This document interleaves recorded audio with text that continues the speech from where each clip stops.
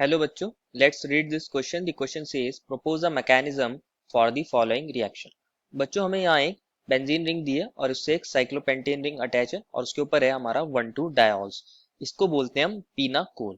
इसकी reaction H plus के साथ करा रहे हैं और हमें एक कीटोनिक कंपाउंड मिल रहा है और क्वेश्चन ने पूछा है हमसे इस क्वेश्चन का मैकेनिज्म. तो देखते हैं फर्स्ट ऑफ ऑल हमारा यहाँ की कंसेप्ट क्या होगा. बच्चों यहाँ पे हमारी एक बहुत अच्छी और बहुत फेमस रिएक्शन होने वाली है जिसको हम बोलते हैं पीनाकोल पीनाकोलोन रीअरेंजमेंट रिएक्शन.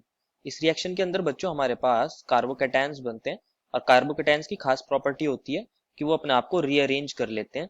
क्यों रीअरेंज करते हैं? जिससे वो स्टेबिलिटी को गेन कर सकते हैं.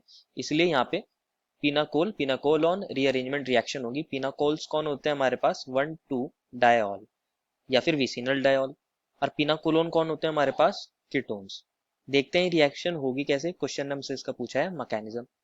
हमें मिला है एक बेंजीन रिंग और उससे अटैच है हमारे पास एक 5 मेंबर्ड की रिंग और इस पोजीशन पर एक OH है और इस पोजीशन पर भी एक OH है.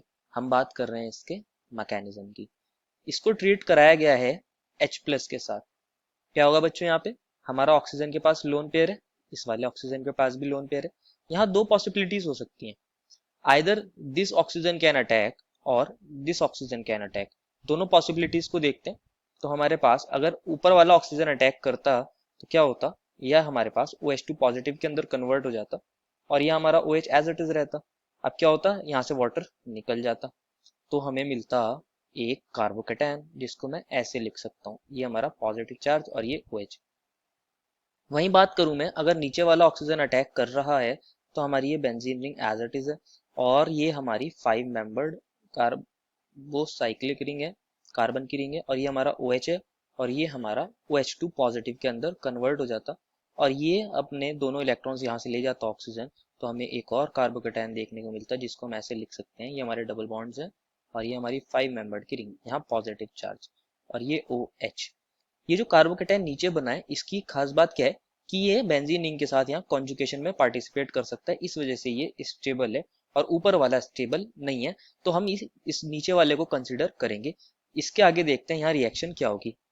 हमें एक कार्बोकेटायन देखने को मिला है. जो कार्बोकेटायन हम दोबारा लिख लेते हैं. ये डबल बॉन्ड्स है और ये हमारी 5 मेंबर्ड की रिंग. यहाँ ऑक्सीजन है और हाइड्रोजन है और यहाँ हमारा पॉजिटिव चार्ज है. अब क्या होगा बच्चों? ये कार्बोकेटायन चाहेगा कि ये और ज्यादा स्टेबल हो जाए.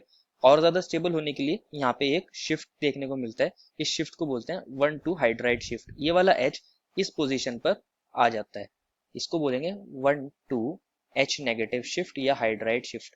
इसका डायरेक्शन फॉरवर्ड में ज्यादा होता है और बैकवर्ड में कम होता है. ये रिवर्सिबल स्टेप है क्योंकि इसके अंदर फॉरवर्ड में हमें एक मोर स्टेबल कार्बोकेटायन देखने को मिलेगा, इसलिए इसका डायरेक्शन फॉरवर्ड में ज्यादा है.